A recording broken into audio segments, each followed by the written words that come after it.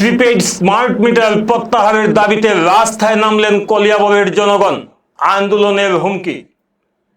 Prepaid smart মিটারে লেজে গোবরে করে তুলেছে কাজিরাঙ্গা ন্যাশনাল উদ্যানের পার্শ্ববর্তী কলিয়াবর কুটুরির বৃহৎ অঞ্চলের মানুষকে। অত্যধিক বিলের কারণে রাতে তাদেরকে অন্ধকারে থাকতে হচ্ছে।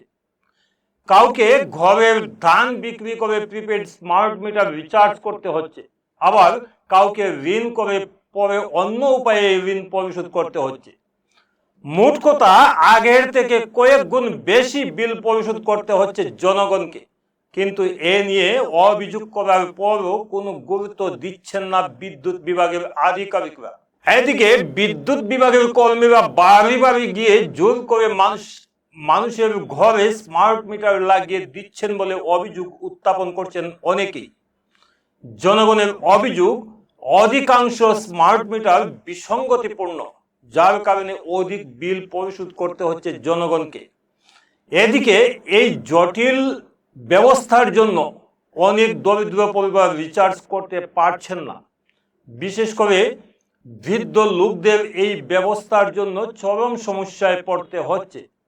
স্মার্ট মিটারে সৃষ্ট এই সমস্যার জন্য কুটুরির অনেক মানুষ রাস্তায় বেরিয়ে এসেছেন। তাদের দাবি, অতি সত্বর স্মার্ট মিটার প্রত্যাহার করে আগের মিটার করতে হবে, অন্যথায় তীব্র আন্দোলন গড়ে তোলা হবে। গোটেই আমাৰ একেবাৰে দাৰবাগৈ মৌজাটো একেবাৰে চবেই হাহাকাৰ কৰিছে। মানে ইমানেই বিল বেছি আহিছে, মানে চলিবলৈ অসুবিধা। এতিয়া মোৰ ঘৰে দুটা বুঢ়াজন বেমাৰী, কোনো দৰিদ্ৰ সীমাৰেখাৰ তলৰ। এতিয়া মই মাত্ৰ এটা লাইট জ্বলাই ভাতকেইটা বনাওঁ আৰু ফেন এখন লগাওঁ। মোৰ ঘৰত একো নাই, টিভি নাই, চাইকেল নাই, একো নাই, আৰু একো বস্তুৱে নাই। মাত্ৰ দুটা মানুহ ভঙা চিঙা ঘৰটোতে আছোঁ। মানে বিল দিবলৈ মোৰ ইমানেই অসুবিধা হৈছে, মই কাৰোবাক খুজিবলগীয়া হৈ গৈছে।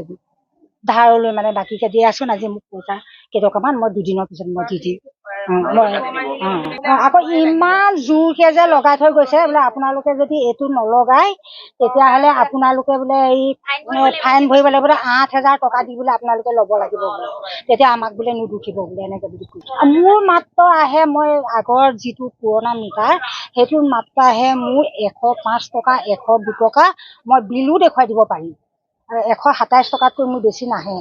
এতিয়া মই মাহেকত 200 টকা, 150 টকা, 300 টকা ভৰাই থাকিব লাগিব।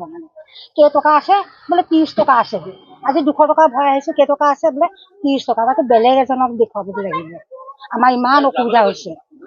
এনে যিটো পৰিস্থিতি হৈছে, ৰাইজ চলা কৰাৰ অসুবিধা হৈছে, বস্তু পাতিৰ যি মূল্য হৈছে, আৰু তাৰ উপৰিঞ্চি এই বিদ্যুৎ বিভাগৰ যিটো মাধ মাৰ মাৰিছে ৰাইজক, আৰু পটককৈ কাৰেণ্টটো কাটি দিয়ে। গতিকে দুখীয়া মানুহ এজন কেনেকৈ ৰিচাৰ্জ কৰিব বা কি ব্যৱস্থা ল'ব, এইবিলাক আচলতে কি যে এইবিলাক যিবিলাক মোবাইল ৰিচাৰ্জ কৰে তেনেকুৱাকৈ চৰকাৰে টকা উঠোৱাৰ এটা ব্যৱস্থা লৈছে। আৰু যিবিলাক মিটাৰ দিছে এইবিলাক বিসংগতিপূৰ্ণ মিটাৰ দিছে। কাৰণ মই দেখিলোঁ যে সদায় মই চাই থাকোঁ কিমান বিল উঠে। এনেই মোৰ ঘৰত প্ৰায় 7 ইউনিট 6 ইউনিট এনেকৈ উঠি থাকে, কিন্তু পৰহি দিনাখন দেখিছোঁ যে 19 ইউনিট আহিছে। একেখিনি লাইট, একেখিনি ফেন চলি থাকে, আৰু সমান পৰিমাণে আজিকালি লাইটো কমাই জ্বলাওঁ, কিন্তু কথা হ'ল ইমান বিল আহিছে। গতিকে বিসংগতিপূৰ্ণ বিল আহিছে। আৰু তেওঁলোকৰ বিভাগটোৱে এনেকুৱা এটা ছিষ্টেম কৰিছে যে তাতে বহি তেওঁলোকে লাইনটো কাটি দিয়ে। ৰিচাৰ্জ কৰাৰ পিছতো আপোনাৰ ফোন কৰি পেলাই সিহঁতৰ যিটো 1912 নাম্বাৰ কোনো পোৱা নাযায়। গতিকে এইটো এটা ভেঙুচালি কৰা ডিপাৰ্টমেণ্ট হৈছে। চৰকাৰে যদি টকাই লাগে, ৰাইজৰ বাহি আগৰ দিনীয়া ৰজাৰ দৰে টকৰ সংগ্ৰহ কৰি দেশখন চলাবলৈ বা চহকী হ'বলৈ চেষ্টা কৰি আছে। গতিকে সাধাৰণ ৰাইজক আৰু জুৰুলা কৰিব নালাগে। তাৰ ব্যৱস্থাখিনি চৰকাৰে চিন্তা কৰিব লাগে, কাৰণ ৰাইজেহে ৰজা। কিন্তু গতিকে এই ব্যৱস্থাখিনি ল'বলৈ আহ্বান জনাইছোঁ, যাতে এই বিসংগতিপূৰ্ণ মিটাৰ ব্যৱস্থাটো আঁতৰাই অতি সোনকালে আগৰ দৰে ব্যৱস্থা কৰিব লাগে। কলিয়াবৰ থেকে ওয়াহিদুৰ ৰহমানেৰ প্ৰতিবেদন, গণ আওয়াজ।